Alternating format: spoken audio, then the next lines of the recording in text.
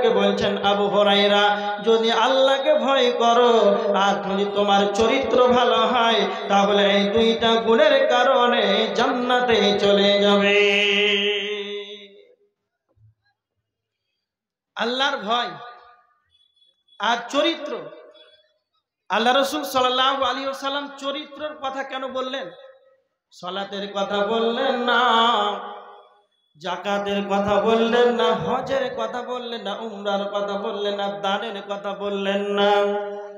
সর্বপ্রথম তিনি বলে দিলেন চরিত্র, আখলাকের কথা বল। কেন জানা আছে? চরিত্রের কথাটা কেন বললেন, আখলাকের কথা? কারণটা বুঝলেন?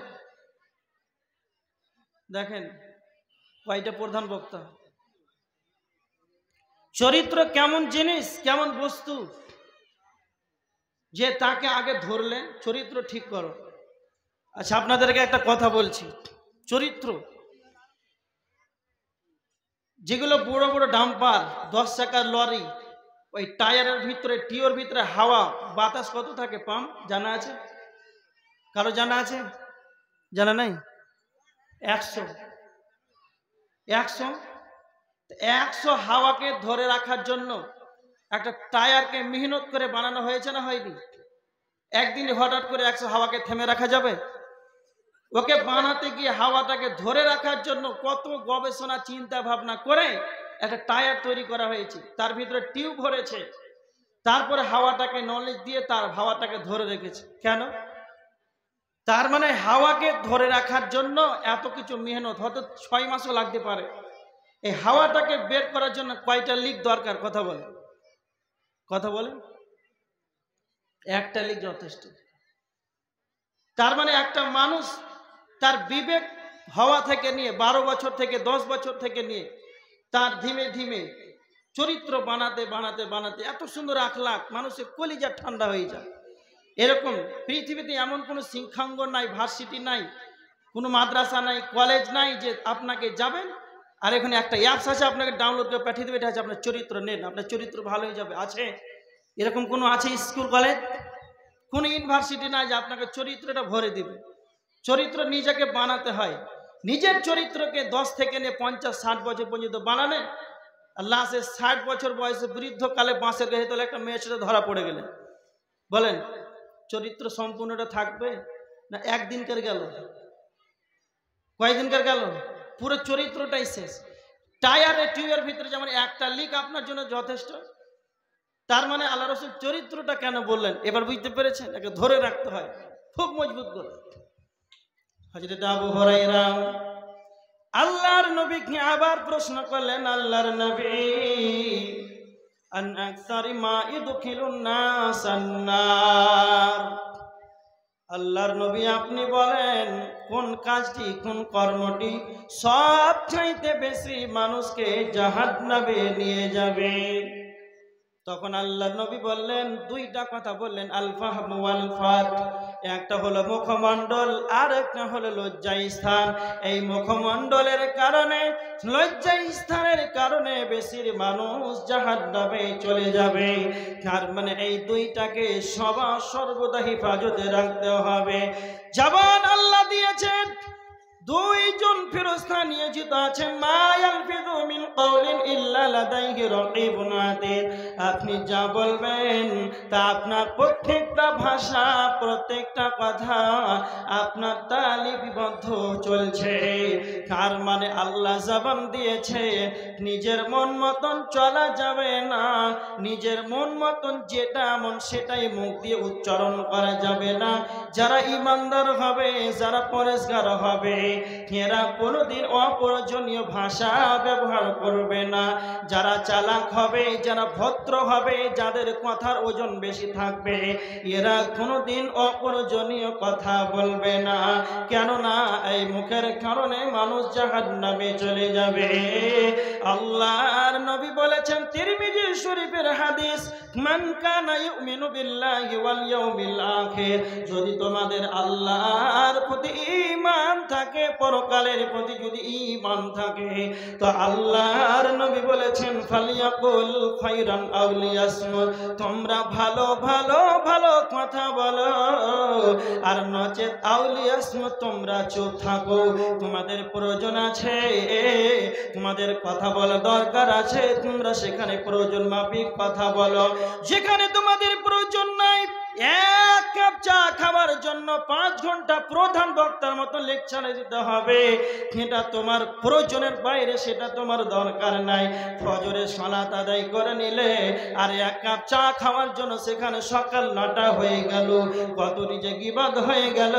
মনে রেখে দাও, এই মুখের কারণে যদি কারো পর নিন্দা করেছো, পরচর্চা করেছো, মুখের ভাষা খারাপ করেছো, তোমার কথাতে কেউ যদি কষ্ট পেয়ে থাকে, তোমার বাপ মা যদি তোমার ভাষাতে কথাতে যদি কষ্ট পেয়ে থাকে, তোমার পারিবারিক সাংসারিক জীবনে, তোমার গ্রামবাসী পাড়া প্রতিবেশী যদি তোমার বন্ধু বান্ধব যদি তোমার মুখের দ্বারাতে যদি কষ্ট পেয়ে থাকে, কিয়ামতের ময়দানে তুমি যখন জান্নাতে যাবে, সে অভিযোগ করে আল্লাহকে বলবা, আল্লাহকে বলবে, আল্লাহ আমি তার কথাতে আমি কষ্ট পেয়েছিলাম, এখন কি হবে? না তো আপনার নেকি কেটে তাকে দিয়ে দেওয়া হবে। এই জন্য আল্লাহর নবী বলেছেন, জাহান্নাম যাওয়ার মূল কারণ সবথেকে সহজ, জাহান্নাম যাওয়ার সবচাইতে সহজ কারণ হলো যে ব্যক্তি বেশি বেশি চায়ের দোকানে বসে থাকবে, যারা 3 ঘন্টা 4 ঘন্টা সকাল সন্ধ্যা চায়ের দোকানকে এরা নিজের বাসস্থান মনে করে নেবে, সবচাইতে সহজভাবে চায়ের দোকান জাহান্নাম যাওয়ার কারণ। সবচাইতে জাহান্নাম যাওয়ার সহজ গুণ হলো চায়ের দোকানে যারা আড্ডা পিটে, কখন কোন ভাষা বলে দিবে, কখন কোন কথা বলে দিবে, নিজে সে কল্পনা করতে পারবে না। এবার দেখেন আল্লাহর নবী বলেছেন, তোমরা মুখে জবানকে কন্ট্রোল করো, নচেত বেকন্ট্রোল হলে জবাব দিতে পারবে না। 3য় নাম্বার হল লজ্জা স্থান, লজ্জা স্থানের দ্বারাতে অনেক পাপ হয়ে যেতে পারে। এই জন্য আল্লাহর নবী বলেছেন, তোমরা যদি তোমাদের মুখমণ্ডল এবং লজ্জা স্থানে তোমরা যদি হেফাজত করো, তোমরা যদি মুখমণ্ডলের লজ্জা স্থানের যদি জিম্মেদারি নিয়ে নাও, তাহলে আমি নবী মুহাম্মদ বলছি তোমাদের জান্নাতের গ্যারান্টি নিয়ে নিলাম। আল্লাহ রাসূল সাল্লাল্লাহু আলাইহি ওয়াসাল্লাম বলেছেন, তোমরা তোমাদের লজ্জা স্থান মুখমণ্ডলের জিম্মেদারি নাও, আমি নবী মুহাম্মদ সাল্লাল্লাহু আলাইহি ওয়াসাল্লাম তোমাদের জান্নাতের গ্যারান্টি নিলাম। ভাষাটা শুনেন, কত বড় কথাটা চিন্তা ভাবনা করেছে। সামান্য মুখ, জিহ্বা আর লজ্জা স্থান হেফাজত করেন। অনেক জায়গাতে আল্লাহ শুধু লজ্জা স্থানের কথা বলেছে যে হেফাজত করো, হেফাজত করো, হেফাজত করো। কেন বললেন? আল্লাহ রসুল আবার বললেন যে জিম্মেদারি নিয়ে নাও তো জান্নাত। তাহলে অতটা সহজ মনে করিয়ে দাও। এবার দেখেন, তাহলে এই মুখ আর লজ্জা স্থান, এই কারণে মানুষ জাহান্নামে চলে যাবে। একটা হাদিস আপনাদের সম্মুখে বলছি। হাদিসটা হচ্ছে বুখারীর হাদিস, 1386 নম্বর হাদিস। খুব ভালো করে শুনুন। সামুরা ইবনে জুনদুব রাদিয়াল্লাহু তাআলা আনহু তিনি বর্ণনা করেছেন, আল্লাহ রাসূল সাল্লাল্লাহু আলাইহি ওয়াসাল্লাম ফজরের সালাত আদায় করলেন। ফজরের সালাত আদায় করার পর মুসাল্লির দিকে, সাহাবীর দিকে মুখ করে বসলেন। আপনাদের ইমাম সাহেব সালাম ফিরার পর আপনাদের দিকে মুখ করে বসে না? বসে না? বসে। তো সামুরা ইবনে জুনদুব বলছেন যে আল্লাহ রাসূল একদিন ফজরের সালাতের পর আমার দিকে মুখ ফিরিয়ে বসলেন। যে আল্লাহ রাসূল আমাদেরকে জিজ্ঞাসা করছেন, সাহাবীরা তোমরা কি কেউ কোনো স্বপ্ন দেখেছো? তখন সাহাবীরা বললেন না। সাহাবীরা আবার প্রশ্ন করছেন, আল্লাহ রাসূল আপনি কি কোনো স্বপ্ন দেখেছেন? আল্লাহ রাসূল বলছে, হ্যাঁ আজকে একটা স্বপ্ন দেখেছি। আল্লাহ রাসূল তখন সাহাবীরা বলছেন, আল্লাহ রাসূল স্বপ্নটা কি দেখেছেন বলেন। তখন আল্লাহর নবী সাহাবীদেরকে বলতে আরম্ভ করলেন। আল্লাহর নবী সাহাবীদেরকে বলছেন, ও আমার সাহাবীরা তোমরা শুনে রেখে দাও, আমার কাছে 2 জন ব্যক্তি আসলো। আমার কাছে আসার পর আমাকে যেন উপর দিকে নিয়ে গেল। যেতে যেতে যেতে অনেক দূর যেন অগ্রসর হলাম। যেতে যেতে দেখতে পেলাম এক ব্যক্তি চিত হয়ে শুয়ে আছে। আর অপরজন ব্যক্তি যেন তার মাথায় পাথর মেরে মেরে তাকে আঘাত করছে। যখনই তার মাথায় পাথর মেরে মেরে যখন তাকে আঘাত করে তখন তার মাথাটা যেন চৌচির হয়ে যায়। আবার যখন পুনরায় পাথরটি আনতে যায় তখন যেন পূর্বের নেই, তার মাথাটি আবার সেই রকম হয়ে যায়। এইভাবে যেন তাকে যেন আঘাতের পর আঘাত যেন তাকে পাথর মেরে মেরে আঘাত করা হচ্ছে। তখন আমি বললাম, জিব্রাইল তুমি বলো এদেরকে কেন এই ধরনের শাস্তি দেওয়া হচ্ছে? জিব্রাইল বলো। জিব্রাইল বললেন, ইয়া রাসূলুল্লাহ আপনি আরো সামনে বাড়ুন, আরো আপনি সামনে অগ্রসর হন, আপনাকে যেন পরে বলা হবে। তো নবীজি বলছেন, সাহাবীরা রে, আমি তখন সামনে এগাতে লাগলাম, যেতে লাগলাম, যেতে যেতে যেতে অনেকটা দূর জন অগ্রসর হলাম। তো দেখতে পেলাম একটা তন্দুর চুলার মতো, একটা তন্দুর আখার মতো, ভিতরটা যেন সংকীর্ণতা হয়ে আছে, আর যেন ও ভিতরটা যেন সংকীর্ণ, আর তলটা যেন তার প্রশস্ত রয়েছে। এইরকম একটি তন্দুর চুলার মতো আগুন আর আগুন, আর সেইখানে নারী পুরুষ, পুরুষ নারী যেন চিৎকার করেছে যন্ত্রণায়। তো আমি তখন বললাম, জিব্রাইল আপনি বলে দেন এদেরকে কেন এই ধরনের শাস্তি দেওয়া হয়েছে? জিব্রাইল বলেন, ইয়া রাসূলুল্লাহ আপনি সামনে বাড়ুন, সামনে অগ্রসর হন, আপনাকে পরে বলা হবে। জিব্রাইল তখন আল্লাহর নবীকে আরো সামনে নিয়ে যেতে লাগলেন। তো সাহাবীদেরকে বলছেন, সাহাবীরা আমি যেন আরো সামনে অগ্রসর হলাম, যেতে যেতে আবার অনেকটা দূর অগ্রসর হলাম। তো আমি একটা নদী দেখতে পেলাম, সেই নদীটা কোনো পানির নদী নাই, নদীটা কোনো দুধের নদী নাই, সেই নদীটা হলো রক্ত পচা দুর্গন্ধময় যুক্ত রক্তের নদী। সেই রক্তের নদীতে যেন মানুষ সাঁতার কাটছে, সাঁতার কাটতে কাটতে যখন সেই নদীর তীরে যখন তারা আসার চেষ্টা করে, তাদেরকে আবার পাথর মেরে মেরে মেরে তাদেরকে আবার যেন নদীর মাঝখানে তাদেরকে পাঠিয়ে দেওয়া হচ্ছে। আমি বললাম, জিব্রাইল এদেরকে কেন এই ধরনের শাস্তি দেওয়া হচ্ছে আপনি বলেন?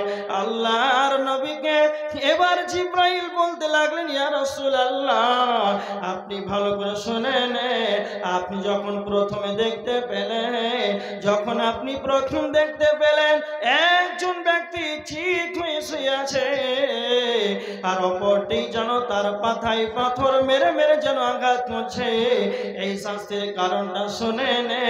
এই শাস্তির কারণ হলো এই ব্যক্তির দুনিয়াতে কোরআন শিক্ষা গ্রহণ করেছে, কোরআন শিক্ষা গ্রহণ করার পর কোরআন অনুযায়ী দুনিয়াতে জীবনটাকে কাটায় নাই। এই ব্যক্তির কোরআন শিক্ষা গ্রহণ করার পর কোরআন অনুযায়ী জীবনটাকে কাটায় নাই, দুনিয়াতে কোরআন তেলাওয়াত করে নাই, এই কারণে তাকে পাথর মেরে মেরে মেরে যেন আঘাত করেছে।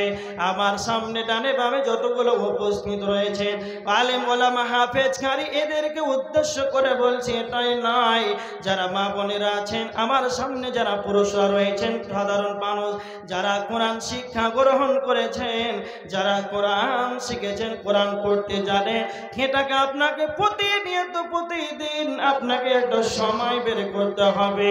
সময় অনুযায়ী যেন আপনাকে প্রতিদিন যেন কোরআনটা তেলাওয়াত করতে হবে। যারা আলেম আছেন, যারা হাফিজ আছেন, যারা মা বোনেরা যারা কোরআন তেলাওয়াত করতে জানেন, যদি কালে কোরআন যদি শিক্ষা গ্রহণ করার পর যদি কোরআন যদি না পড়েন, আজকে আমাদের সমাজের সবচাইতে বড় ভাইরাস হলো কোরআন শিক্ষা করেছে আর রমজান মাসে কোরআন পড়বে, রাত জাগবে, রমজান মাসে কোরআন শিক্ষা করবে, আর বাকি 11 মাস কোরআনটাকে আলমারিতে শোকেসে সাজিয়ে দেবে। আবার রমজান মাস আসবেই তো কোরআনটাকে খুলবে, আর কোরআনের ওপরে 1 আঙ্গুল পরিমাণ ধুলো পড়ে থাকবে। যাদের বাড়িতে কোরআন আছে, যাদের বাড়িতে কোরআন আলমারিতে শোকেসে সুসজ্জিত করে রাখা আছে, কোরআনের উপরে বালি পড়ে আছে, নোংরা জিনিস পড়ে আছে। কেন না কেন? কোরআন রমজান মাসে পড়েছে, রমজান মাসে পড়েছে, আর কোরআনটাকে খুলে দেখা হয়নি, বাকি 10 মাস পার হয়ে গেল।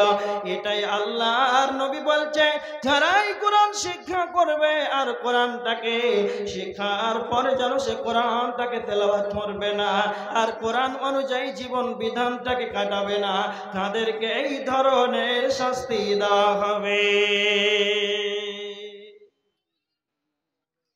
খুব সাবধান। যারাই কোরআন শিক্ষা করবেন, যারা কোরআন শিক্ষা করবেন আর করেছেন জানেন, তাদেরকে যদি কোরআন এইভাবে দুনিয়াতে তেলাওয়াত না করেন তাহলে আপনাদের এই অবস্থা। এবার দেখেন দ্বিতীয় নাম্বার, নবীজিকে জিবরাইল বলছেন, ইয়া রাসূলুল্লাহ, আপনি যেটা দেখতে পেলেন তন্দুর চুলার মতো, ভেতরটা যেন প্রশস্ত, ওপরটা যেন সংকীর্ণতা হয়ে আছে, সেখানে ও পুরুষ আর নারী যেন চিৎকার করেছে। কারণটা কি? কারণটা কি? নবীজিকে জিবরাইল বলছেন, এরা হলো সেই দুনিয়ার জেনা কারণেওয়ালা, দুনিয়াতে ব্যভিচার করেছে। পুরুষ এবং মহিলা যারাই দুনিয়াতে জেনা করেছে, অবাধ মিলামেশা করেছে, তাদেরকে এই ধরনের শাস্তি দেওয়া হচ্ছে। তার মানে এবার দেখেন জেনা কাকে বলা হয়। এখন এত সুন্দর জালসার মাহফিলের আয়োজন করা হয়েছে, আর এখন দেখেন যেখানে বাজার বসা আছে ওখানে লোকের সংখ্যা বেশি আছে, যুবতী আর যুবকেরা একে অপরে ধাক্কা মেরে চলছে, একে অপরে নিজেকে পুরুষ মনে করে, বাহাদুর মনে করে, নিজেকে মানুষ মনে করে না। একটা কথা ভালো করে রেখে দেন, তার মানে একটা মহিলাকে উলঙ্গ করে তার সঙ্গে মিলামেশা করা, এটাই যে জেনা। এটাই আমরা মনে করি এটা তো জেনা। তো জেনার কতটা ভাগ আছে? জেনার বিভাজন হলো একজন মহিলার সৌন্দর্যকে উপভোগ করা, এটাও একটা পুরুষের জন্য গুনাহ। একটা মহিলার পেট পিঠ দেখা যাবে, সে রাস্তায় চলবে। এখন কত বেহায়া মহিলা আছে, এদের সকল তার যেন পর্দার হোশ নাই। তার মানে একটা পুরুষ যখন একজন বেপরদা মহিলাকে দেখে তার সুখের যখন সে আনন্দ ভোগ করবে, তাই এটাই হলো তার পাপ। একটা ছেলে যেন মহিলাকে ধাক্কা মারবে, এটা তার হাতের জেনা। অন্তরের জেনা হয়, হাতের জেনা হয়, পায়ের জেনা হয়, তার চোখের জেনা হয়, কর্ণের জেনা হয়। আজকে জালসার মেলাতে যেইগুলো জেনা চলছে, হাতের জেনা হচ্ছে, চোখের জেনা হচ্ছে, কর্ণের জেনা হচ্ছে। তার মানে যারা বাজারে আছেন তারা খুব ভালো করে শুনে নেন, জেনার যে কত রকম তা বিভাজন আছে। এই রকম যদি জেনা হয়ে যায় তাহলে এই রকম তন্দুর চুলাতে ছেলে আর মেয়ে, মেয়ে আর ছেলেকে অ্যাপ্রোচিং করে তাদেরকে জাহান্নামে ফেলে দেওয়া হবে। তারা চিৎকার করবে জাহান্নামের ভিতরে। এই জেনা করার কারণে আল্লাহ তাদেরকে এই শাস্তি দেবেন। নাম্বার 3, আল্লাহর নবীকে জিবরাইল বলছেন, ইয়া রাসূলুল্লাহ, আপনি যেটা নদী দেখতে পেলেন সেটা হলো রক্তের নদী, পচা দুর্গন্ধময় যুক্ত রক্তের নদী। সেখানে যারা মানুষ সাঁতার কাটছে, এর কারণটা আল্লাহর নবী, এরা হলো সুদ দেনেওয়ালা, সুদ খানেওয়ালা, সুদ দেনেওয়ালা, সুদ খানেওয়ালা। যারা দুনিয়াতে সুদ দিয়েছে, যারা সুদ খেয়েছে, যারা সুদ দিয়েছে, যারা সুদ খেয়েছে, উভয় যেন একই পাপে। যারা সুদ দিবে আর যারা সুদ খাবে উভয় একই পাপী। এদেরকে এই রক্ত পচা দুর্গন্ধময় যুক্ত রক্তের নদীতে তাদেরকে ফেলে দেওয়া হবে। এবার দেখেন বোতল দেন, জাহান্নামে যাবে কে? কথা বলেন তো, বলেন, জাহান্নামে যাবে কে? মানুষ না ছাগল? কথা বলে না কেন? তো সুদ কে খায়, ছাগলে না মানুষে? তা আল্লাহ সুবহানাহু ওয়া তাআলা তো বলেছেন যে মানুষই জাহান্নামে যাবে। কিছু কিছু মানুষের রাগ যে আমাদেরকে জাহান্নামে দিবে আর কিছু পেল না। সুদটা কে খায়? মানুষই তো খায়, তো যাবে কে? মানুষই যাবে। এই জন্য মানুষকে জাহান্নামে ফেলা হবে। এটা আল্লাহর একটা আদেশ, নিষেধ কোরআনের, যে সুদ খাবে না, আল্লাহর আদেশ, এটা মানতে হবে। যদি সে না মানে তো জাহান্নাম, সে আল্লাহ সীমা লঙ্ঘন করলো। এবার দেখেন আর কেন জাহান্নামে যাবে। সূরা হুমাযা, এখানে আল্লাহ দুইটা কারণ বলেছেন জাহান্নাম যাওয়ার কারণ। ওয়াইলুল লিকুল্লি হুমাযাতিল লুমাযা আল্লাযী জামাআ মালান ওয়া আদ্দাদা। যারা মানুষের সামনে পিছনে গীবত করবে, সমালোচনা করবে, যারা মানুষের সামনে পিছনে যারা মানুষের গীবত করবে। আব্দুল কাইয়্যুম আপনাদের জলসায় 2 ঘন্টা বক্তব্য দিল, তার ভিতরে কতটি ভুল হয়েছে। আপনি সকালে চায়ের দোকানে গীবত করবেন, আব্দুল কাইয়্যুমকে বললেন না, তো আল্লাহ সুবহানাহু ওয়া তাআলা এদেরকেই বলছেন যারা মানুষের সামনে পিছনে গীবত করবে তাদেরকে জাহান্নামে দেওয়া হবে। পৃথিবীতে সবচাইতে গীবতের কারখানা কোনটা বলেন তো? জানা আছে? চায়ের দোকান। আমি আজকে আপনাদের সম্মুখে বলে যাচ্ছি, ভালো করে শুনে নেন। চায়ের দোকান হলো পাপ জমা করার একটা ব্যাংকিং ব্যবস্থা। চায়ের দোকান হলো মানুষের পাপ জমা করার একটা ব্যাংকিং ব্যবস্থা। যত চায়ের দোকানে সময় দিবেন তত আপনার অ্যাকাউন্টে যেন গুনাহগুলো জমা হয়ে যাবে। এই জন্য আমি প্রায় জায়গাতে বলে যাই, জাহান্নাম যাওয়ার সবচাইতে সহজ উপায় হলো চায়ের দোকানে সময়কে আড্ডা পেটে। যারা চায়ের দোকানে সময়টাকে নষ্ট করে দেয়, তো আমার আল্লাহ বলছেন ওয়াইলুল লিকুল্লি হুমাযাতিল লুমাযা। যারা মানুষের সামনে পিছনে মানুষের গীবত করবে। নাম্বার 2, আল্লাযী জামাআ মালান ওয়া আদ্দাদা। যারা মালকে জমা করে করে করে গুনে গুনে সাজিয়ে রাখবে, যারা মালকে অ্যাকাউন্টে সাজিয়ে রাখবে, জমা করে রাখবে। তো আমার আল্লাহ বলছেন তোমরা কি জানো না, যেদিন তুমি পৃথিবীতে এসেছিলে সেই দিন তুমি নাঙ্গা হয়ে পৃথিবীতে এসেছিলে, একটা টাকা নিয়ে তুমি পৃথিবীতে আসো নাই। যখন কবরে চলে যাবে, আলামী বারযাখ কবরের জগতে যখন চলে যাবে, সাদা কাফন পরে তুমি চলে যাবে। তোমার দাদা গেল, তোমার দাদা গেল, তোমার বাবা গেল, তবে কি তোমার অন্তর তোমাকে প্রশ্ন করে না এইভাবে আমাকেও একদিন চলে যেতে হবে? তারপরে যদি মানুষ মালকে জমা করে করে গুনে গুনে যদি রেখে দেয়, তো আমার আল্লাহ বলছে যারা মালকে জমা করে করে রাখবে আর সে মনে মনে ভাববে ইয়াহসাবু আন্না মালাহু আখলাদা, মাল আমার চিরকালের সঙ্গী হবে, মাল আমার চিরকালের সাথী হবে। তো আমার আল্লাহ বলছেন কাল্লা, কখনো নাই, কখনো নাই, লা ইউমবাদান্না ফিল হুতামা। তাদেরকে হুতামা নামক জাহান্নামে নিক্ষেপ করা হবে। তার মানে যারা মানুষের সামনে পিছনে মানুষের যারা গীবত করবে আর যারা মালকে জমা করে করে গুনে গুনে রাখবে, তাদেরকে আমার আল্লাহ হুতামা নামক জাহান্নামে নিক্ষেপ করবে। তা আমার আল্লাহ নবীজিকে বলছেন ওমা আদরাকা মাল হুতামা, হে নবী আপনি কি জানেন হুতামা নামক জাহান্নামটিকে? নারুল্লাহিল মুকাদা, সেটা হলো আল্লাহ প্রজ্বলিত আগুন। তার মানে দুনিয়ার আগুন এটা আল্লাহর জ্বালানি আগুন এটা নয়, এটা হলো আপনার আমার জ্বালানি আগুন। আর আল্লাহর জ্বালানি আগুন হলো হোতামা নামক জাহান্নাম। একটা কথা খুব ভালো করে শুনে নেন, ইন্নাল্লাহা আলা কুল্লি শাইইন কাদির, আল্লাহ সব কিছুরই উপরে ক্ষমতাবান।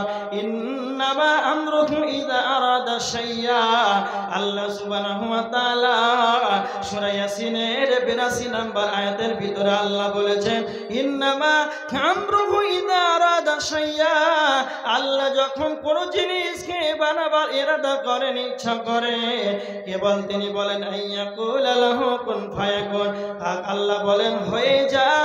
আল্লাহ তার পবিত্র জবান দিয়ে বলেন কুন হয়ে যা, ফায়াকুন ততক্ষণ সেটাই হয়ে যায়।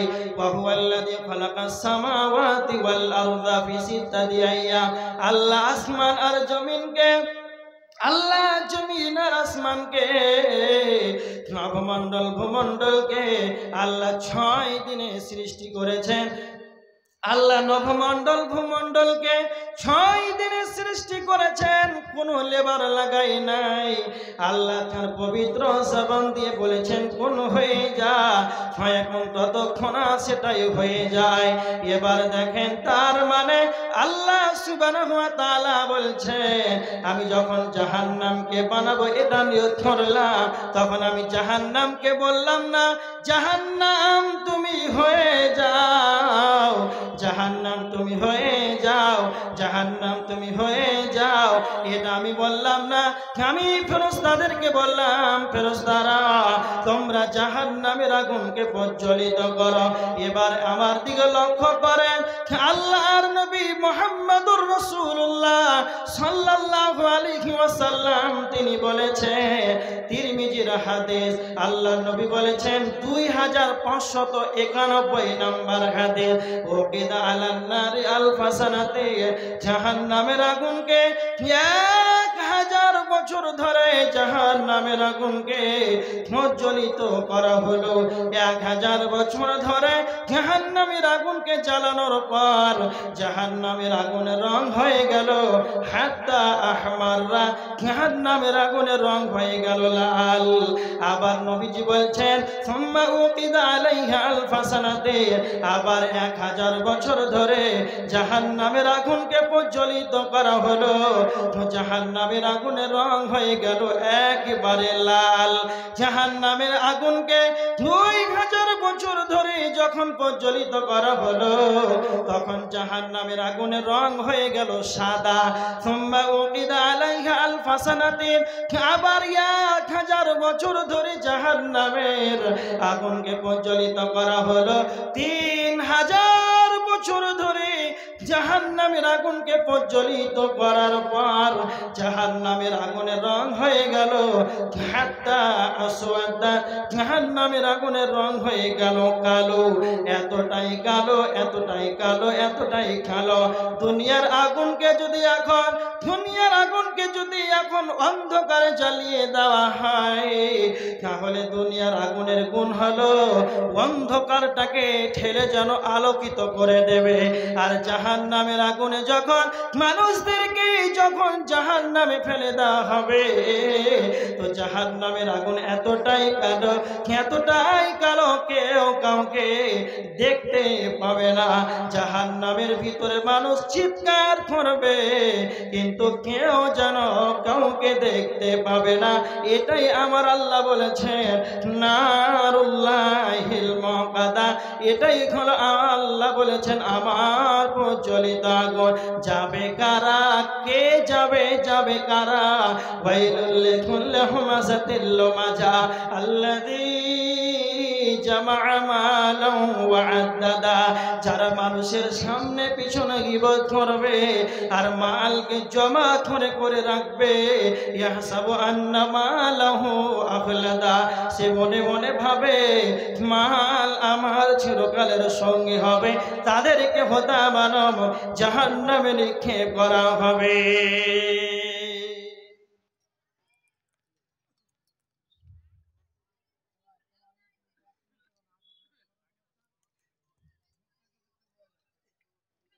তার মানে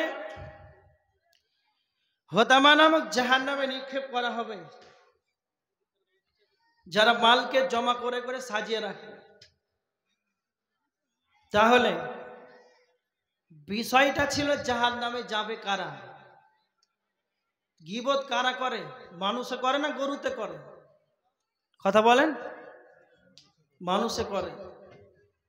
সম্পদ টাকা পয়সা জমা করে রাখে, রাখে না রাখে না? মানুষই তো রাখে। মানুষ এই জন্য জাহান্নামে যাবে। আশ্চর্য বিষয় যে মানুষই জাহান্নামে যাবে, তবে কেন যাবে? এবার দেখেন আরো কয়টা পয়েন্ট দিচ্ছি আপনাকে জাহান্নাম যাওয়ার কারণ। জাহান্নামীরা যখন জাহান্নামে চলে যাবে আর জান্নাতীরা যখন জান্নাতে যাবে, জান্নাতীরা তখন জাহান্নামীদেরকে জিজ্ঞাসা করবে। কি জিজ্ঞাসা করবে? মা সালাকাকুম ফি সাকার।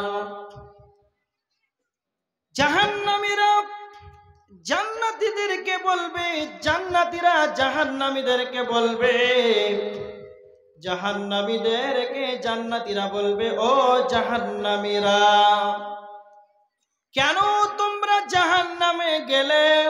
কেন কেন কেন? তাদেরকে প্রশ্ন করবে, কেন তোমরা কেন জাহান্নামে গেলে? জাহান্নামীরা কেঁদে কেঁদে একটা কারণ বলবে। তারা প্রথম কারণ বলবে, লাম নাকু মিনাল মুসাল্লিন, আমরা নামাজ আদায় করতাম না, আমরা মুসাল্লি ছিলাম না, এই কারণে আল্লাহ আমাদেরকে জাহান্নামে দিয়েছে।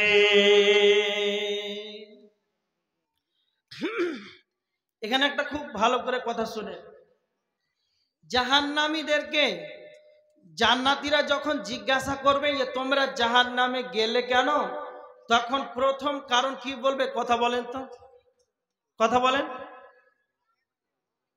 কি বলবে বলেন? যে লাম নাকু মিনাল মুসাল্লিন, আমরা মুসাল্লি ছিলাম না, আমরা সালাত আদায় করতাম না। বুঝতে পারলেন কথা?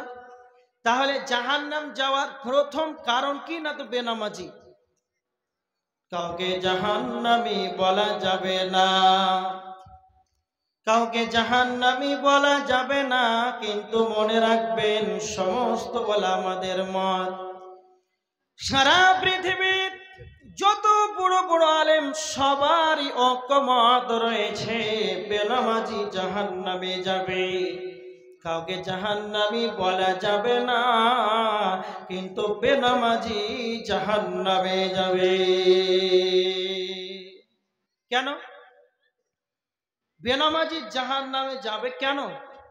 এটা হচ্ছে সূরা আল মুদ্দাসসিরের 42-43 নম্বর আয়াত। যে প্রথম কারণ পড়বে যে আমরা নামাজ পড়তাম না, এটা কোন হাদিস নয় যে এটা দুর্বল হবে, জাল হবে, সানাদ ছুটি যাবে, এটা রাবি ছুটি যাবে, যে হাদিসটা বাদ হয়ে যেতে পারে, এটা কোনো সন্দেহ হতে পারে।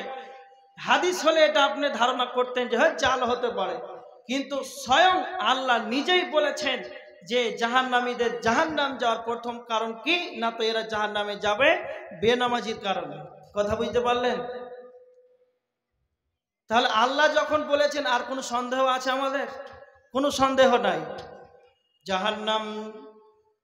জাহান্নামীরা তখন দ্বিতীয় কারণ বলবে, ওয়ালাম নাকুনু তু'ইমুল মিসকিন, আমরা মিসকিনদেরকে খাবার দিতাম না, আমরা মিসকিনদেরকে খাবার দিতে যেন উৎসাহিত করতাম না। তার মানে জাহান্নাম যাওয়ার দ্বিতীয় কারণ হবে যে আমরা মিসকিনদেরকে খাবার দিতাম না। কথা মনে রাখবেন, মিসকিন কাদেরকে বলা হয়? ফকির কাকে বলা হয়? মিসকিন কাদেরকে বলা হয়? ফকির কাকে বলা হয়? যারা মানুষের কাছে হাত থেকে পেতে দেয়, যারা মানুষের কাছে এসে হাত থেকে পেতে দেয়, এদেরকেই ভিখারি বলা হয়। আর যাদের পেটে ক্ষুধা আছে, যাদের পেটে ক্ষুধা আছে, যাদের বাড়িতে খাবার নাই, যাদের পেটে কোনো খাবার নাই, সকালে খাবার আছে, বিকালে কি খাবে তা খাবার নাই, সন্ধ্যায় খাবার আছে, সকালে কি খাবে তা খাবার নাই, কিংবা বাড়িতে খাবার থাক আর না থাক, পেটের ভিতরে খাবার থাক আর না থাক, কাউকে হাত থেকে পেতে বলতে পারে পারবে না যে আমাকে কিছু দাও, আমার পেটে ক্ষুধা আছে, আমার বাড়িতে টাকা নাই, আমার বাড়িতে খাবার নাই, আমাকে কিছু দেওয়া হোক। তার মানে যারা অনাহারে থাকবে, যারা অনাহারে থাকবে, না খেয়ে থাকবে, বাড়িতে খাবার থাকবে না, পেটের ভিতরে খাবার থাকবে না, কিন্তু কাউকে হাতটা কারো কাছে পাততে পারবে না, কাউকে মুখে উচ্চারণ করে বলতে পারবে না যে আমার পেটে খিদা আছে, আমাকে কিছু খেতে দাও হোক। যারা মিসকিন হবে এরা কোনোদিন মুখে উচ্চারণ করে তা কোনোদিন বলতে পারবে না। তার মানে একটা কথা মনে রাখবেন, যখন আপনি ওসুরের টাকা বের করবেন, যখন জাকাত যখন বের করবেন, তখন সর্বপ্রথম আপনাকে কলকাতায় দান দিতে হবে, আপনাকে বিহারে দিতে হবে, কোথায় দূরে দূরে মাদ্রাসায় দিতে হবে, এটা নয়। যখন আপনি জাকাতের মালটাকে বের করবেন, যখন আপনি ওসুর বের করবেন, তখন আপনার গ্রামবাসীকে আপনি ভালো করে সার্ভে করে নেবেন যে আমাদের গ্রামে কে এমন গরিব ব্যক্তি আছে যাদের পিতা অসুস্থ হয়ে আছে, যার 5টা ছেলে আছে, তার পিতা যেন মারা গিয়েছে, এতিম হয়ে আছে। এই রকম দেখে দেখে গ্রামবাসীটাকে সার্ভে করে নেবে যে আমার গ্রামে যেন কে যেন না খেয়ে আছে। যারা এরকমটা ভেবে নেবে, যারা গ্রামকে দেখে নিবে আর তারপরে এতিমকে দেখে দেখে দেখে দেখভাল করবে, তাদেরকে খাবার দেবে, নচেত আপনি কোটি কোটি কোটি টাকার মালিক, আপনি এত দূর পর্যন্ত খাবার খেলেন, এত দূর পর্যন্ত খাওয়ার পর আপনার ঠেকুর ওঠার কোনো রাস্তা নাই, আর আপনার বাড়ির পাশে যেন আপনার প্রতিবেশী যেন না খেয়ে খেয়ে সারা রাতটা যেন চোখের পানিতে কাছে, তাহলে আপনার জাহান্নাম যেতেই হবে আর আপনার জান্নাতে যাওয়া যেন কঠিন হয়ে যাবে। এই জন্য আমার আল্লাহ বলেছে জাহান্নামীরা কেঁদে কেঁদে 2 নম্বর কারণ বলবে, ওয়ালাম নাকুনু তুইমুল মিসকিন, আমরা যেন মিসকিনদেরকে দেখভাল করতাম না, আমরা মিসকিনদেরকে খাবার দিতাম না, এই কারণে আল্লাহ আমাদেরকে জাহান্নামে দিয়েছে। তার মানে জাহান্নাম যাওয়ার কারণ মিসকিনদেরকে যদি দেখভাল না করে, মিসকিন যদি কিছু খাবার না দেন, এটাও খেয়াল রাখতে হবে। কেন আমি ফকির আর মিসকিনের কথাটা বললাম? ফকির তো আপনার কাছে চাইতে আসছে, আপনি স্বচক্ষে দিচ্ছেন, দেখতে পাচ্ছেন। ফকির এরা কিন্তু খুব ধনী, এটা মনে রাখবেন। ফকির হয়তো আপনার থেকে ধনী হতে পারে, চেয়ে চেয়ে অনেক টাকার মালিক। তো মিসকিনের কথা কেন আল্লাহ এখানে বললেন, ফকিরের কথা বললেন না? তো মিসকিনের কথা বললেন কেন? যে মিসকিন আপনাকে মুখে উচ্চারণ করে কোনোদিন বলবে না যে খাবার দাও, ভোক লেগেছে, খিদা লেগেছে। আপনাকে দেখে দিতে হবে, চিন্তা ভাবনা করে দিতে হবে, আপনাকে তার বাড়িতে পৌঁছে দিয়ে আসতে হবে, তার দেখভাল করতে হবে। এই জন্য যদি দেখভাল না করেন, এই কারণে জাহান্নাম যাওয়ার একটা কারণ হয়ে যাবে।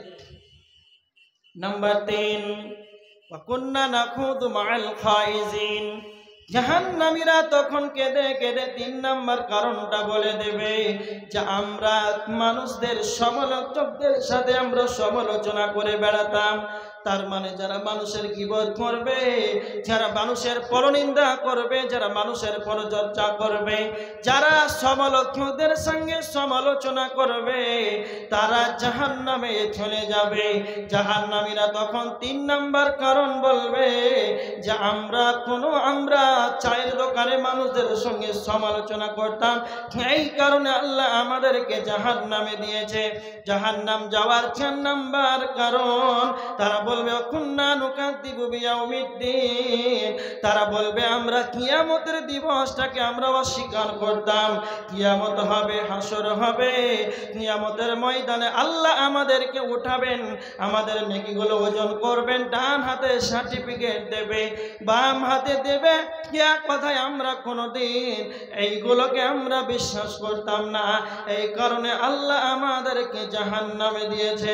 সূরা আল মুদ্দাসসিরের 42 43, 44, 45, 46 নম্বর আয়াত জাহান্নাম যাওয়ার 4টা কারণ আল্লাহ এখানে বর্ণনা করেছেন। লাম নাকু মিনাল মুসাল্লিন ওয়া লাম নাকু নুতঈমুল মিসকিন ওয়া কুননা নাখুদু মাআল খায়িদিন ওয়া কুননা নুকাযযিবু বিয়াউমিদ্দিন। আমরা নামাজ আদায় করতাম না, মিসকিনদেরকে খাবার দিতাম না, আমরা সমালোচকদের সঙ্গে সমালোচনা করে বেড়াতাম, আমরা কিয়ামতের দিনটাকে অস্বীকার করতাম। এই 4টা কারণ জাহান্নামীদেরকে যাওয়া হবে, 4টা কারণে মানুষ জাহান্নামে চলে যাবে। এই 4টা কারণ বেনামাজি যদি হন তাহলে খবর আছে। যারা এখনো জালসার মাহফিলে বসে আছে, এখনো কত বেনামাজি আছে, আছে না নাই? আছে। তা এই বেনামাজিরা জাহান্নামে যাবে। এবার দেখেন, যারা সালাত আদায় করে, এই সালাত আদায় করে কিছু মানুষ জাহান্নামে চলে যাবে। বিশ্বাস হয়? বিশ্বাস হয়? এত বড় দাড়ি আছে, বড় জুব্বা আছে, সালাত আদায় করে 5 ওয়াক্তের, তবু জাহান্নাম চলে যাবে। কেমন? আপনাদেরকে একটা প্রশ্ন করি, যারা ইমামের পিছনে সালাত আদায় করে এদেরকে কি বলা হয়? কি বলা হয় জানা আছে? মুসাল্লি বলা হয়। আপনারা বলেন তো, মুসাল্লি এরা খারাপ না ভালো? আপনার চোখে কি ভালো না খারাপ? কিরা করে এসছেন যে কথা বলবো না? ভালো। অটোমেটিকলি মানুষের চোখে যারা মুসাল্লি, যারা মসজিদ থেকে বের হয়, মানুষ ভালোই মনে করে। আপনার দাবি ঠিক আছে। যে কথাটা বলছিলাম, মুসাল্লিরা আমাদের চোখে ভালো, ঠিক আছে। আল্লাহ কি বলেছেন মুসাল্লিদের ব্যাপারে? সূরা মাউনের 4 নম্বর আয়াত আল্লাহ বলেছেন যে ফাওয়াইলুল লিল মুসাল্লিন। আল্লাহ মুসাল্লিদেরকে বলেছেন যে মুসাল্লিদের জন্য দুর্ভাগ্য। যারা তা করে, যা সালাত আদায় করে, যদি মানুষকে দেখাবার জন্য করে তাহলে তাদের ঠিকানা হবে ওয়াইল নামক জাহান্নাম। এরকম মানুষ আছে? ইবাদত করে, মানুষকে দেখাবার জন্য করে, এরকম মানুষ আছে না নাই? আছে, আছে। কেমন? যারা অন্তত জুমার দিনে যায়, খাস করে জুমার দিন যাবেই। কেউ যদি মারা যায় তাহলে জানাজার পিছনে পিছনে, জানাজার খাটের পিছনে পিছনে যাবে। যাই হোক, চাকরি সেখানে ডিউটি হোক আর না হোক, যতই ব্যস্ত থাকুক, অন্তত জানাজাটা পড়ে। এটা একটা। ঈদুল ফিতর আর ঈদুল আজহা, 360 দিনে যে 2টা ঈদ, এই 2টা ঈদে 12 মাস দেখা যাবে না। আর ঈদের দিন সবচাইতে বড় পাঞ্জাবি পরে প্রথম কাতারে বসে আছে। ঈদের টাকাটিও আল্লাহর বান্দারে গলে। যে হারামখোর 11 মাস মসজিদে দেখা গেল না, আর ওই আল্লাহর বান্দাগুলো রমজান মাসের 1ম তারিখে এসে মসজিদের কমিটি হয়, হয় না? হয় না? ইমাম সাহেব 8টায় করতে হবে তারাবি, না 8:30টায় দেরি হয়ে যাচ্ছে, না তো 8 ঘন্টায় শেষ করতে হবে। এবার মডেলই করতে লাগলো। যেই বাটপারগুলো দেখবেন যে প্রথম দিন এসে তারাবির সময় করবে, ওকে দেখবেন যে শাওয়াল মাস ঈদ হবে আর দেখতে পাওয়া যাবে না। এরকমটা আছে আপনাদের দিকে না? নাই? তো যা তারা করবে, যারা রমজান মাসে খাস করে ইবাদত করবে, এত কষ্ট করে হলেও তারা তারাবির সালাত আদায় করে। যতই কষ্ট হোক তারাবি একদিনও বাদ দিবে না। যতই কষ্ট হোক জুমার দিন তারা জুমার মসজিদে যাবে, 8 দিন তাদেরকে খুঁজে পাওয়া যাবে না। জানাজাতে তারা অংশগ্রহণ করবে। এরা হলো আটকি খাটকি, 360 কি 8 দিনে যাবে, খাটিয়াতে যাবে 360 দিনে 2 বার যাবে।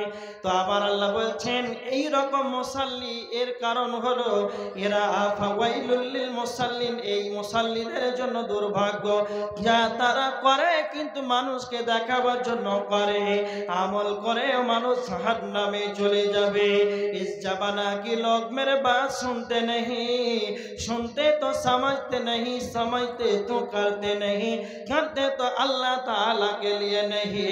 একজন উর্দু দার্শনিক বলেছে এই জামানার লোক আল্লাহর কথা শুনতে চায় না, আবার শুনতে তো সমঝতে নেই, আবার কেউ যদি শুনে তাহলে বুঝে না, আবার কিছু মানুষ আছে সমঝতে তো করতে নেই। আমার সামনে প্যান্ডেলে যতগুলো মানুষ আমার সামনে উপস্থিত আছে সবাই জানে আমার উপরে 5 ওয়াক্তের নামাজ ফরজ, এটা সবাই জানে। আব্দুল কাইয়ুম আলোচনা করলে যে বেনামাজি জাহান্নামে যাবে, তারপরেও বুঝার পর যারা করবে না সময়তে তো করতে নেই, সবই বুঝে মাদানি ওর কাছে ফেল পড়ে যাবে। এত প্রশ্ন করতে জানে, এত প্রশ্ন করার পর, এত জানার পর তারপরেও তারা করবে না। দার্শনিক শেষ অংশে বলছেন করতে তো আল্লাহ তাআলা কে লিয়ে নেই, করবে কিন্তু আল্লাহর জন্য সে করবে না, করবে কিন্তু আল্লাহর জন্য করবে না। আবার কিছু মানুষ আছে করে কিন্তু আল্লাহর জন্য করে না। সব চাইতে যারা 8 দিনে যায়, যারা খাটিয়াতে যায়, যারা ঈদের দিন যায়, ঈদুল ফিতর ঈদুল আজহাতে, এরা সব চাইতে পাক্কা চিদারি নামাজ পড়ে। এরা মানুষকে দেখাবার জন্য করে, করতে তো আল্লাহ তাআলা কে লিয়ে নেই, করে আল্লাহর জন্য করে না। এই জন্য আল্লাহ বলেছেন এরা ইমামের পিছনে সালাত আদায় করে, কষ্ট করে গরমের দিনে 17 কিংবা 20, 25 এদের কিছুই মাথায় ব্যথা নাই। রমজান মাসে যত করতে হয় করবে, বাকি 11 মাস খুঁজে পাওয়া যাবে না। তো আমার আল্লাহ বলছেন এরা ইমামের পিছনে সালাত আদায় করে, এরা বটে দেখতে মুসাল্লির মতো, কিন্তু করে কিন্তু আল্লাহর জন্য করে না, মানুষকে দেখাবার জন্য করে। তাদেরকে ওয়েল নামক জাহান্নামে ফেলা হবে, তাদেরকে ওয়েল নামক জাহান্নামে ফেলা হবে। যা করে তো মানুষকে দেখাবার জন্য করে। খুব সাবধান। এই জানার পরেও যদি ফজরে উপস্থিত না হন মসজিদে, জোহরে, আসরে, তাহলে আপনার খবর আছে। কি খবর আছে? খুব ভালো করে শুনুন। সবাই, মহিলারা, পুরুষেরা সবাই জানতে পারলেন যে বেনামাজি জাহান্নামে যাবে, জাহান্নামে যাবে, সব জানলেন। আল্লাহ বলছেন সূরা গাসিয়া 21, 22, 23 নম্বর আয়াতের ভিতরে আল্লাহ বলেছেন ফাদাকির ইন্নামা আনতা মুযাক্কির, হে নবী আপনি উপদেশ দিয়ে দেন, কারণ আপনি হলেন উপদেশদাতা। আল্লাহ স্বয়ং নবীজিকে বলেছেন আপনি উপদেশ দিন, কারণ আপনি হলেন উপদেশদাতা। কিন্তু আল্লাহ নবীজিকে বলছেন লাস্তা আলাইহিম বিমুসাইতির, আপনাকে আমি প্রশাসনিক ক্ষমতা দেইনি, আমি আপনাকে পুলিশ করে দুনিয়াতে পাঠাই নাই, আপনাকে আমি প্রশাসনিক ক্ষমতা দেইনি যে কাউকে মেরে মেরে মেরে কাউকে ঈমান আনাবে। সেই দায়িত্ব আব্দুল কাইয়ুম কোরআন হাদিসের আলোচনা করবে। আব্দুল কাইয়ুমকে দায়িত্ব দেওয়া হয় নাই। আজকে বাবুপাড়া জালসার মাহফিলে যারা জালসার বাজারে ঘুরবে তাদেরকে পিটিয়ে মেরে এনে জালসার মাহফিল বসাতে হবে, কাউকে এই দায়িত্ব দেওয়া হয় নাই। আপনাদের মসজিদের ইমাম সাহেবকে দায়িত্ব দেওয়া হয় নাই। চায়ের দোকানে যখন সালাত আদায় চলবে, যখন আজান হয়ে যাবে হাইয়া আলাস সালাহ, যখন এই ধ্বনিটা যখন মাইকে ভেসে যাবে, ইমাম সাহেবকে দায়িত্ব দেওয়া হয়নি যে চায়ের দোকানে যারা বসে থাকবে তাদের পাছাই মেরে চামড়া তুলে মসজিদে ভরে দাও। আল্লাহ স্বয়ং বলছেন হে নবী লাস্তা আলাইহিম বিমুসাইতির, আপনাকে আমি পুলিশ না করে দুনিয়াতে পাঠাইনি। তাদেরকে বলে দাও, তাদেরকে বলে দাও, উপদেশ দিয়ে দাও, যারা উপদেশ পাওয়ার পর যদি তারা না মানে, যারা তাওয়াক্কা করবে না, ইল্লা মান তাওয়াল্লা ওয়া কাফার, ইল্লা মান তাওয়াল্লা ওয়া কাফার। যারা আব্দুল কাইয়ুম 2 ঘন্টা আলোচনা শুনলো, মাওলানা মুমতাজুল ইসলামের 2 ঘন্টা শুনলো, আর অন্যান্য আলেমদের 6 ঘন্টা আলোচনা জালসার মাহফিল বসে আলোচনা শুনলো। যেমন করে বাড়ি থেকে যখন সে বের হয়ে এসেছিল, ছিল বেনামাজি, ছিল তার চরিত্র চরিত্র খারাপ। 6 ঘন্টা জালসা শোনার পর নিজের চরিত্রকে পরিবর্তন করতে পারলো না। 6 ঘন্টা জালসা শোনার পর সালাত আদায় করলো না। যারা ইল্লা মান তাওয়াল্লা ওয়া কাফার, যারা শোনার পর মুখটাকে ব্যাক করে ফিরে চলে গেল, যারা তাওয়াক্কুল করলো না, তো আমার আল্লাহ বলছেন তাদেরকে বলে দাও, তাদেরকে মারার দরকার নাই, শুধু তাদেরকে শুনিয়ে দাও। ফায়ুআযিবুহুল্লাহুল আযাবাল আকবার, আল্লাহ তাদেরকে কঠিন শাস্তি দেবে। তো আমার আল্লাহ বলছেন যারা শোনার পর যারা মানবে না, যারা শোনার পর তাওয়াক্কুল করবে না, এরাই হলো কাফের। জাহান্নামে যাবে কে? যারা তাওয়াক্কুল করবে না, যারা অস্বীকার করবে। তো আমার আল্লাহ সূরা মুলুকের 6 নম্বর আয়াতের ভিতরে আল্লাহ বলেছেন ওয়ালিল্লাযিনা কাফারু বিরাব্বিহিম আযাবু জাহান্নাম। আল্লাহ বলেছেন যারা অস্বীকারীদের জন্য আমি আল্লাহ জাহান্নামকে বানিয়েছি, তাদেরকে আমি শাস্তি দেব। অন্যত্র আমার আল্লাহ সুবহানাহু ওয়া তাআলা বলেছে জাহান্নামে যাবে কে? না তো যারা কাফের তারা জাহান্নামে যাবে। আল্লাহ সুবহানাহু ওয়া তাআলা সূরা দাহরের 4 নম্বর আয়াতের ভিতরে আল্লাহ বলেছেন ইন্না আ'তাদনা লিল কাফিরিনা, আল্লাহ বলেছেন আমি কাফেরদের জন্য নিশ্চয়ই জাহান্নামের আগুনকে প্রস্তুত করে রেখেছি। সালাসিলা ওয়া আগলালা ওয়া সাইরা, তাদের জন্য শিকল এবং বিড়ি এবং জাহান্নামের আগুনকে প্রস্তুত করে রেখেছি। কারা যাবে না? তো জাহান্নামে কাফেরেরা যাবে। যারা আলোচনা শুনবে, শোনার পর যারা তাওয়াক্কুল করবে না, এরা হলো কাফের। এরা হলো অস্বীকারী, আর অস্বীকারীদের জন্য আল্লাহর জাহান্নাম রয়েছে। যারা অস্বীকার করবে, সবাই জানতে পারলেন যে হ্যাঁ সালাত আমাদের উপর ফরজ, সবাই জানতে পারলেন। জানার পর এই যা বলছে বলছে, থাক, যা বলছে বলছে, শুনে নিলাম, হয়ে গেল। যারা এরকমটা মনে করবে তাদের অবস্থা এটাই হবে, জাহান্নাম ছাড়া কোনো গতি নাই। তার মানে এখান থেকে কি বুঝতে পারলেন? সালাত আদায় না করলে জাহান্নাম, আবার সালাত আদায় করলেও কিছু মানুষের জন্য জাহান্নাম। যারা লোক দেখানো করবে, যারা মানুষকে দেখাবার জন্য আমল করবে, এদের জন্য জাহান্নাম। তার মানে কি বুঝতে পারলেন? আমল করেও জাহান্নাম। একটা হাদিস আপনাদের সম্মুখে বলছি, হাদিসটা রয়েছে তিরমিজি শরীফের হাদিস, 2382 নম্বর হাদিস, 2382 নম্বর হাদিস, তিরমিজির হাদিস। খুব ভালো করে শুনেন হাদিসটা। আমল করে মানুষ জাহান্নামে চলে যাবে কেমন? কিয়ামতের দিন আল্লাহ সর্বপ্রথম বিচারের ময়দানে, বিচারের কাঠগড়ায় ডাকবেন কাদেরকে জানা আছে? যারা আলেম, যারা বক্তা, যারা কারি, যারা হাফিজ, এইরকম এই শ্রেণীর মানুষদেরকে আল্লাহ ডাকবেন। আল্লাহ একজন কারিকে ডাকবেন, বলবেন তুমি তো দুনিয়ার বুকে কারি ছিলে, এই কারি হওয়ার পরে তুমি কি করেছো, কি এমন আমল করেছো? তো সে বলবে যে আল্লাহ আমি তো অনেক কোরআন শিক্ষা দিয়েছি ছাত্রদেরকে, জোরে জোরে কোরআন তেলাওয়াত করেছি, মসজিদে যখন নামাজ পড়তাম তখন বিশাল জোরে কিরাত করতাম। তখন আল্লাহ বলবেন তুমি যা বলছো এগুলো মিথ্যা বলছো, তুমি এই কারণেই কিরাত করেছিলে জোরে, যাতে তোমাকে গ্রামের মানুষ বড় মহাকারী মনে করে। তুমি যেটা, তোমার যেটা আশঙ্কা ছিল, তোমার যেটা ধ্যান ধারণা ছিল, যেটা তুমি দুনিয়াতে চেয়েছো, সেটা তোমার পূর্ণ হয়ে গেছে দুনিয়াতে, যাও, তোমার আখিরাতে কোনো বদলা নাই। একজন বক্তাকে আল্লাহ ডাকবেন, আল্লাহ বলবেন তুমি তো বড় আলেম ছিলে, বক্তব্য রাখতে বাংলাদেশে, ইন্ডিয়াতে, মালয়েশিয়াতে, তুমি বিশাল ভাইরাল বক্তা ছিল, তুমি এই অনুযায়ী তুমি কি আমল করেছো? তখন সে বলবে আল্লাহ আমি তো চাপাই গেছিলাম, বাংলাদেশ, রাজশাহী, ঢাকা, জলপাইগুড়ি, কোচবিহার, আসাম, নেপাল, ভুটান, সব জায়গায় তো আমি তো আপনার দিনের দাওয়াতি দিয়েছিলাম।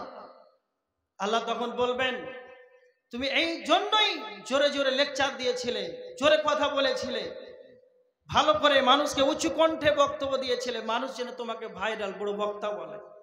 তখন আল্লাহ তখন বলবেন তুমি যা চেয়েছো দুনিয়াতে তোমাকে সব বড় বক্তা বলে নিয়েছে, তোমার আখেরাতে আর কোনো বদলা নাই, যাও জাহান্নাম চলে যাও। যারা আলিম ওলামা আছেন, আল্লাহ যেন আপনাদের আমাদের সবাইকে এরকম নিয়ত থেকে যেন আমাদেরকে আল্লাহ বাঁচে, আল্লাহ আমিন। এই হাদিসটা খুব ভয়ঙ্কর হাদিস। তারপরে আল্লাহ মালদারকে ডাকবেন, আল্লাহ যাদেরকে মাল দিয়েছেন, যাদেরকে টাকা পয়সা দিয়েছেন, আল্লাহ বলবেন হে মালদার, তোমাকে আমি রতুয়া থানার বুকে আমি তোমাকে কোটি কোটি কোটি টাকার তোমাকে আমি মালিক বানিয়েছিলাম, বলো এই সম্পদ দিয়ে তুমি কি কি করেছো? সে বলবে আল্লাহ আমি ভাদু মাদ্রাসায় বাৎসরিক জলসাতে 5 লক্ষ দিতাম, বাবুপাড়া মসজিদে জলসা হবে এই জন্য আমি 1 লাখ দিতাম, প্রত্যেকটা রতুয়ার থানা অন্তর্গত যত মাদ্রাসা মসজিদ আছে যখন জলসা হবে আমার নাম্বার 1 প্রথম আমি 1 লাখের পাঠিয়েছিলাম। আল্লাহ তখন বলবেন আব্দুল সাত্তার তুমি এই জন্যই তুমি 5 লক্ষ টাকা ভাদু মাদ্রাসায় দিয়েছিলে, লোকজন তোমাকে করোড়পতি বলে, লোকজন তোমাকে ধনত্বশালী বলে, এই জন্য তুমি দুনিয়াতে দান করেছিলে। যখন তুমি তোমার আত্মীয় স্বজনকে যখন টাকাগুলো তুমি দিয়েছিলে তোমার এটাই মন ছিল যেন আমার পাড়া প্রতিবেশী আত্মীয় স্বজন যেন আমাকে ধনত্বশালী বলে। আমার আল্লাহ বলছেন তোমাকে দুনিয়াতে ধনত্বশালী কোটি কোটি টাকার মালিক তোমাকে বলে নিয়েছে, এখন তোমার আর কোনো উপায় নাই, যাও তুমি জাহান্নাম চলে যাও। সর্বশেষ 3 নাম্বার আল্লাহ সুবহানাহু ওয়া তাআলা একজন জিহাদকারীকে ডাকবে, যারা জিহাদ করে আল্লাহর রাস্তায় আল্লাহ তাদেরকে ডেকে বলবে তুমি যে আল্লাহর আমার রাস্তায় শহীদ হয়েছো তুমি বলে দাও তুমি কেন যুদ্ধ করেছো? সে তখন বলবে, সে বলবে আল্লাহ আমি আপনার দ্বীনকে বাঁচানোর উদ্দেশ্যে আমি আমার জীবনটাকে আমি বিনিময় করে দিয়েছি। আল্লাহ তখন বলবেন তুমি এই জন্যই তোমার জীবনটাকে দিয়ে দিয়েছো, এই জন্য তুমি জিহাদ করেছো, লোক যেন তোমাকে বীর বলে, লোক যেন তোমাকে শক্তিশালী বলে, লোক যেন তোমাকে যোদ্ধা বলে। দুনিয়াতে